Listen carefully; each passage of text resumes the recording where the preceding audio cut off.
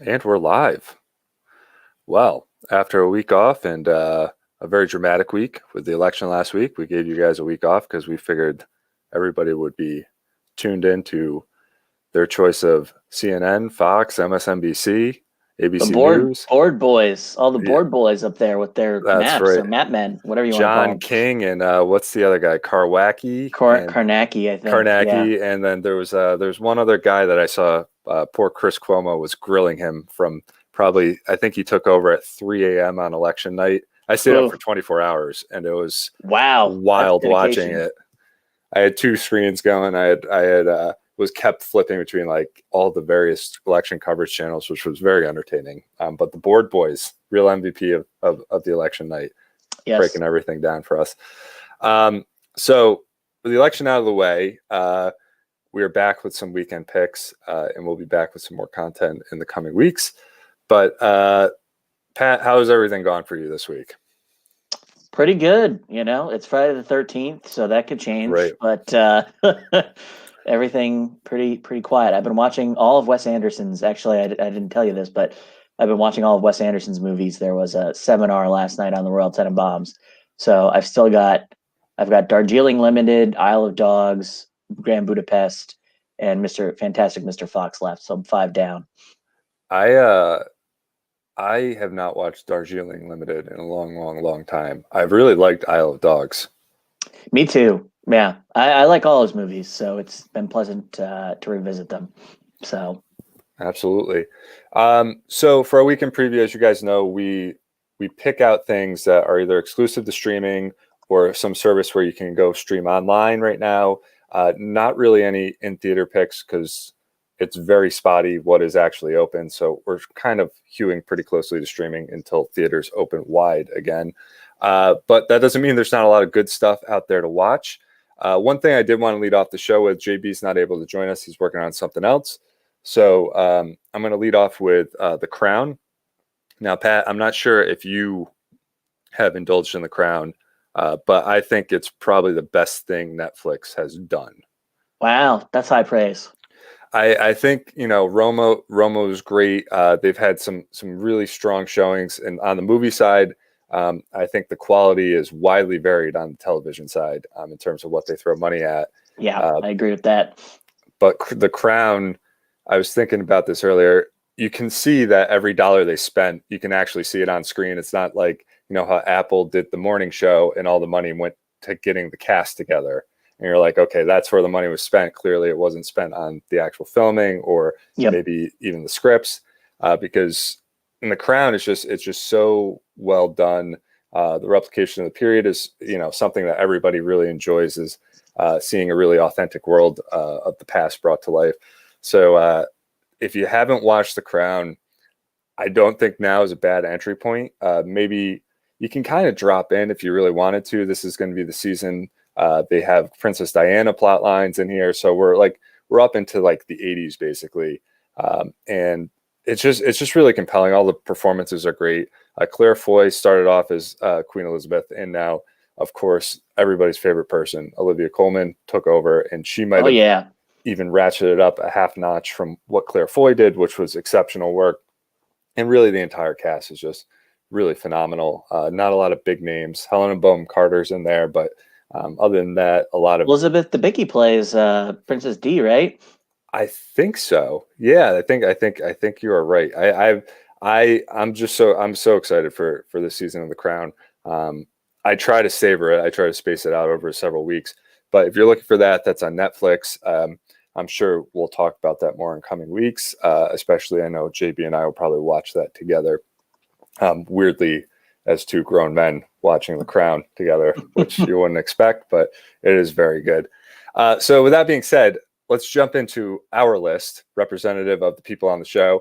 And Pat, last time we talked, you gave some exclusives, some film festival exclusives that people could go see. Maybe they check those out. But maybe give a little bit, before you go into your picks, maybe give a little feedback on what you ended up seeing and what you thought. Yeah, so I ended up seeing 3 films from the Boston International Film Festival Fall Focus. So I saw Minari, which I think I mentioned on the Mm-hmm. last weekend preview. wonderful film. I was very happy to see the female lead from that movie. I don't have the listing up, but the Gotham Awards recognized her and recognized the film. A little disappointed that Stephen Ewan wasn't nominated as well, but that's Ryan. I think you in particular will find that film delightful when it is available in theaters. Yuri Han, is that the name of the? Yeah. Okay. Yep. Yeah, she's really wonderful. Just a great performance. Great movie. So really enjoyed that. Really enjoyed Sound of Metal, right? Which is the film that I recommended. That will come out on December 4th on Amazon. So maybe we'll re-recommend that then. But just stellar. Again, the Gotham Awards giving Riz Ahmed a nomination. Wonderful work.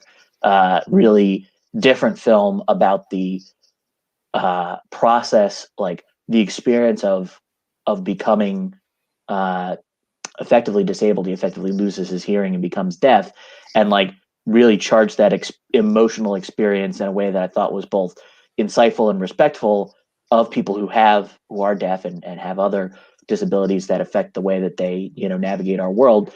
And then also just like a really compelling drama. I thought that was great. And then the last one I saw was Little Fish, which was a drama that was shot before the pandemic, before there was a pandemic, about a pandemic that causes people to lose their memory, kind of like a viral Alzheimer's, and about this couple that, like, what does that do to your relationship if you can't remember who you're married to? And it doesn't have, I don't believe it has I believe it maybe is releasing in 2021. So not something that people are going to be able to see for a while, but like very freakily like prescient about her current moment, while also being like a good drama. So yeah, really enjoyed all three of those. So. You're right. February 5th, so right before Valentine's Day, headlining Olivia Cooke, who I've seen a couple places, and then Jack O'Connell, of course, of what was the Angelina Jolie movie he did, as well as Skins, the UK series. He was got to start. A lot of people got their start on Skins. Yeah, good for Nick Holt and a bunch of others. Yeah. So that's very good. So with that being said, Pat, what was your first pick for this weekend? So my first pick for this weekend, actually for the next couple of weeks it's going on, is Noir City International. So Eddie Muller, our friend from TCM, the czar of noir, has a roadshow Film Noir festival that he normally does. That comes. I was excited to come to Boston. I think Ryan, even you were going to come out and experience it with me this year, but obviously COVID put a stop to that. They are, however, doing in Noirvember in November a digital version of the festival that starts today and runs until the 29th. And the flavor of this year's festival is international, so it's highlighting a number of film noirs from other countries. I pulled some highlights. I haven't seen the first two, but The Black Vampire from Argentina is actually a remake of Fritz Lang's M, so that's pretty interesting. Oh, really? Yeah. Pale Flower from Japan from 1964. It's been on my list for a while. Haven't seen it.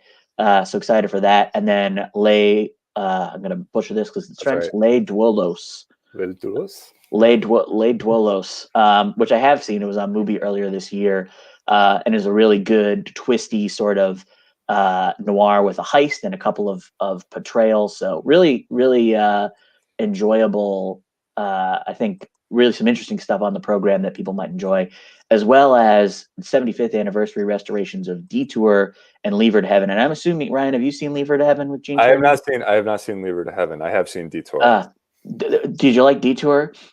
Yes, I thought Detour was very good. I watched it after I watched, what was the Joseph Lewis, Gun Crazy on that's a great pairing.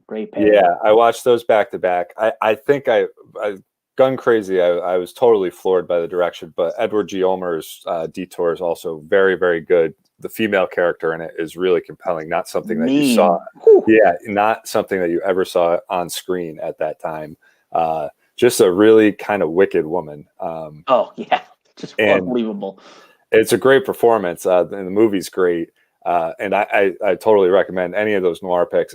If you're in the mood for it, it's just like there's nothing that can sort of scratch that itch like film noir. I think it's interesting too, just to point out the dates on some of these is, film noir kind of had its peak in Hollywood post-war, didn't really even sort of petered out in the early 50s, but it's interesting that these places, the foreign places, took that influence, and it almost took another decade for it to almost make it overseas to France, Japan, and down to South America to Argentina.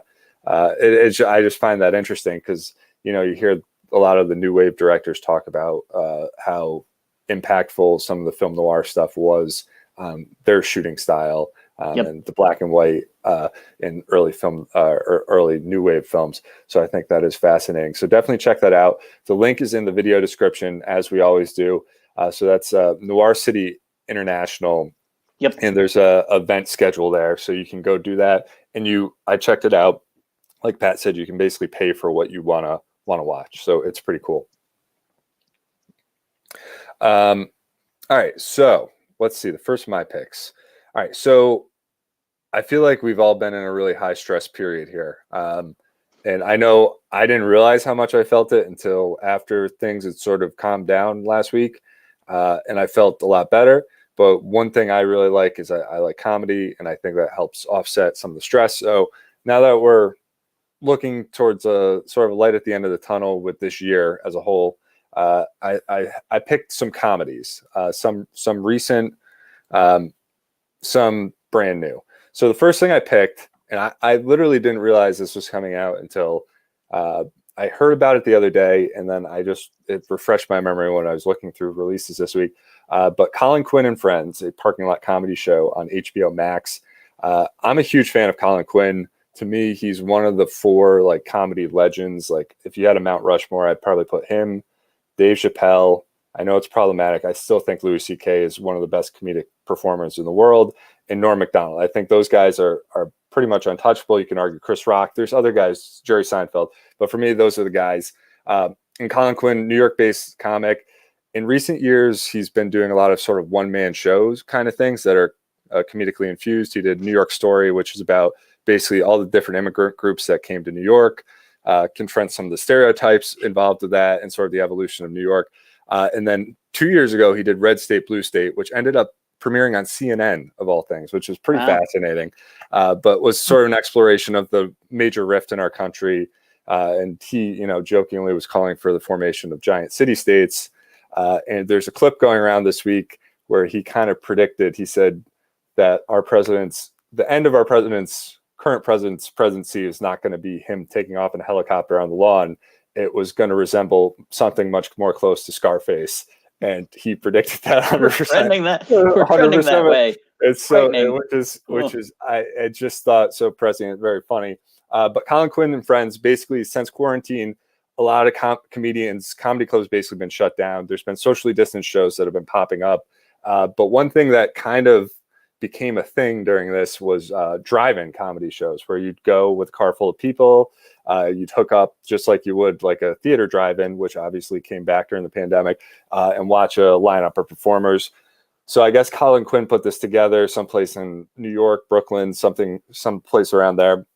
So it's got some great, really sort of blue collar, like working class comedians, guys that work the clubs but don't necessarily get their own special, guys and gals, I should say, that work the clubs but aren't necessarily getting the Netflix specials or things like that. So you got Colin Quinn, obviously, Rich Voss, who's probably a 30-year comedian, Bobby Kelly, who's very funny, he's been around for 25 plus years, Bonnie McFarland, who's married to Rich Voss, who's a very funny comedian, Dan Soder, Keith Robinson, Marina Franklin, Chris Distefano, amongst others. So I think it's structured as sort of one show, but I'm not 100% sure how it's releasing. But if you're interested, I have a link to the trailer below. If you're easily offended, might not be for you. Some of these guys and gals have some pretty edgy material. But if you are looking for a laugh, something a little bit more irreverent, chances are this might be something to lift your spirits a little bit. And that is premiering today on HBO Max. So Pat, nice. Pick number 2 for you. So my second pick is a television show or television limited series. And it's the Queens Gambit, the other show about Queens on Netflix right now. and it stars Anya Taylor-Joy as a like child prodigy, a woman child prodigy chess player in the late 50s and early 60s, and charts her journey to sort of chess fame and the impact of that, as well as her personal struggles.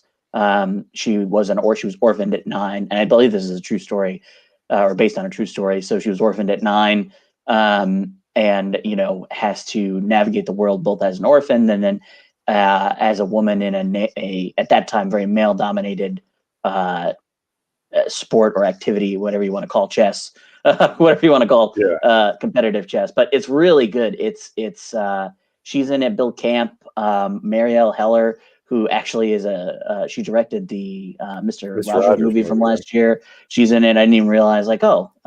I recognize the name, but I didn't realize it And for. she did that the forgery movie about Lee Israel Yeah. too. Yeah, so really talented director and actor here. I don't know if she acts in her own movies necessarily, but Right. she's really good in this show. So really enjoying. I love everything about it except for the terrible wig that Anya Taylor-Joy she like wouldn't cut her hair and wouldn't dye it red to match the character, and so it's just a wig that you can tell is a wig. And I'm like, everything about her performance is great with that one exception. A bad wig. I can't think of an example off the top of my head, but there have been movies where I've been very turned off of the performance just because either a guy or a girl decides the actor or actress decides that they are going to wear a wig on top of, and it's so distracting. It just doesn't. It's like a bad Photoshop almost. It's Yeah. just really almost uncanny when they're wearing it. You're like, are you trying to make me take you seriously? This not going to work. Yeah. Yeah, but I saw that a couple weeks ago when that came. I looked at it. I didn't actually end up following through and watching it, so I probably will put that on the docket for after I finish The Crown.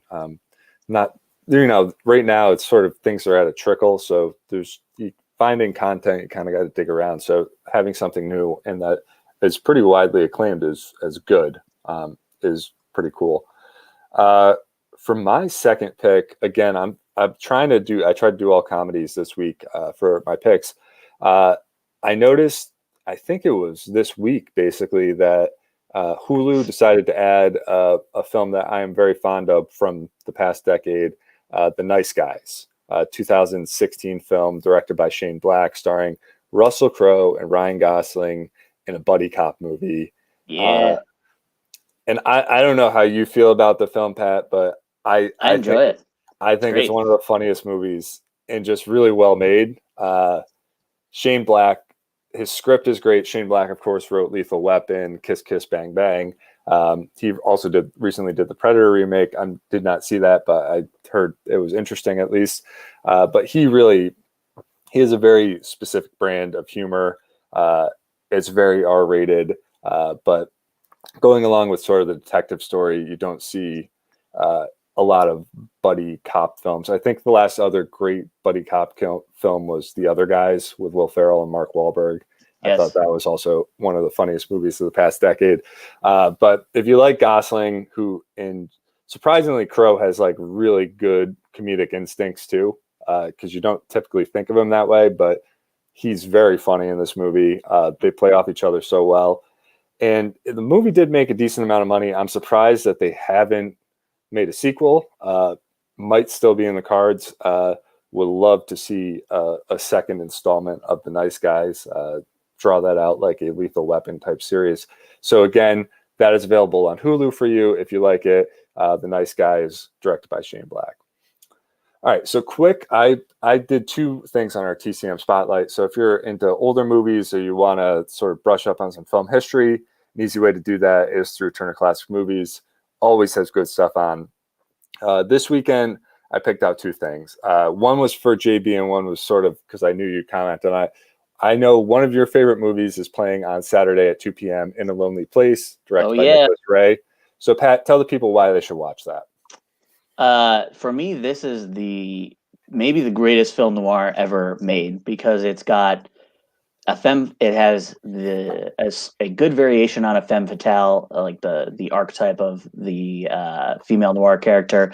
It's set in Hollywood. It's got a murder mystery in the center. It's got, sort of a bumbling, semi-competent cop character. It's got it all. It's got all the right aspects of film noir, and it is bleak as it gets in its resolution.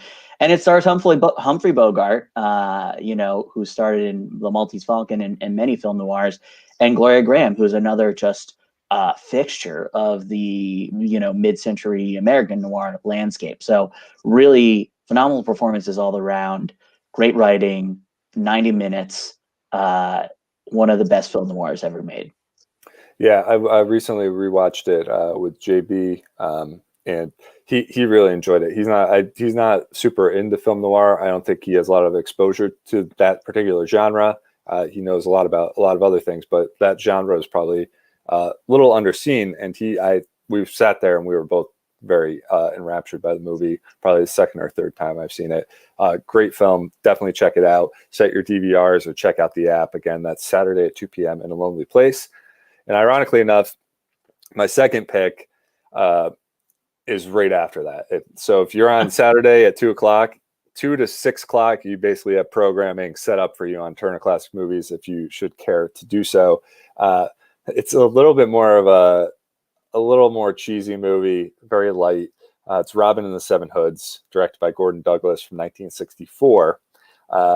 And the plot is basically, it's a Robin Hood plot, except it's set as a musical in 1920s, 1930s Chicago. And the lead, of course, is none other than Francis Albert Sinatra. Co-stars Dean Martin, Sammy Davis Jr., Bing Crosby, Peter Falk.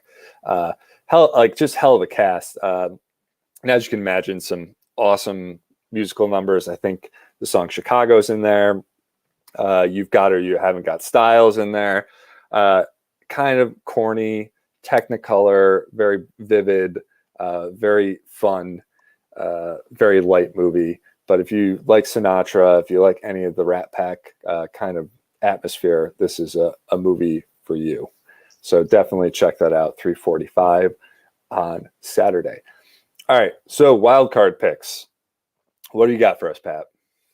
I have just another film noir, since it is November and I love film noir. But it's sort of another interesting event that we'll link to below. But 36 Cinema has been doing a series of classic movies from Asia, from the Hong Kong and Japanese national cinemas, with really interesting comedy. They've had RZA has done a bunch of commentary on some of his favorite kung fu films. And this week they've got tonight at 9:15 p.m. they have Sejuan Suzuki's Branded to Kill from 1967, a great Yakuza, sort of like a Yakuza fever dream. You and I watched his preceding feature this year, Tokyo Drifter, together earlier this year. Bonkers film, right? Not so. It's like incredibly nutso. Very, very unique in both editing, execution, coloring too. I really remember the coloring of the movie was very, very unique. Yeah, this film was in black and white, but it is definitely more bonkers than Tokyo Drifter, which is saying something. And it'll have commentary tonight from the one and only Jim Jarmusch, the director of Ghost Dog, Way of the Samurai, Only Lovers Left Alive, like Stranger Than Fiction, Stranger Than Stranger Than Paradise. Sorry, not Stranger Than Fiction. I was gonna say Stranger Than Fiction. And then what else? Permanent Vacation. Those I've only really seen his early Down by Law. The early Jarmusch movies are the ones that I've seen more so than the later ones. Dead Flowers, Dead Man with Johnny Depp, right? Yes, that's Western. right. Yeah. Yep. So interesting, like indie genre filmmaker. Very curious to say he has I think his co-panelist is an expert on the works of Sejuan Suzuki, the director. So yeah, excited, something different, bonkers movie, something to kick back and hear what they have to say. Yeah, he's a very interesting guy. His films are very interestingly paced. Really a unique American voice. He came after that sort of rise of the auteur filmmaker in the 70s, like, and he kind of was like, it was like him and Spike were kind of the guys in New York in Yeah. the 80s that came through NYU and then just sort of were shooting from the hip trying to make these movies, and both ended up having a really unique tone. So definitely an interesting guy to hear commentary from on his process and what he thinks of things. So my final wildcard pick, sticking with the comedy theme, I saw this week that HBO Max also added Broadway Danny Rose, directed by Woody Allen, which holds an 82 from Metacritic, which is amongst sort of the higher tier of ratings for his films. This was sort of when Allen was at his peak. He was making 90-minute comedies basically every year and year in, year out. This one stars himself and Mia Farrow, and Danny Rose is a theatrical agent who is trying to help his clients, but he ends up getting dragged into this love triangle involving the mob, and it's just a sort of a farce. Some great writing from Allen's, a great performance by Farrow. The two of them, while they were together, were pretty electric on screen. Understand if Woody Allen is not your cup of tea for any various reasons, but I certainly enjoy him, and I think this is among some of his lightest, more fun fare. So check that out on HBO Max if you're looking for a little bit of a short comedy laugh. That's a 90-minute film from Woody Allen on HBO Max. So gave you plenty to watch. Again, all the links and descriptions for the movies and other information that you might need to make a decision on watching some of this stuff is in the link below. Definitely support some of these things that Pat is putting together, because some of these organizations really need our support at this point. So if you can, check it out, get involved, donate, buy the movies from these places, because it'll certainly help support independent film and theaters. So definitely do that. So for all of you out there, enjoy football this weekend if you're watching football. Enjoy the Masters if you're watching the Masters. But definitely try to sneak a couple of our picks in there. Absolutely. We know you'll have time. The weather's not great, especially here in the Northeast. So definitely do that. And until we speak to you next, as JB always says, we will see you in the movies. Take care, guys. See you, folks.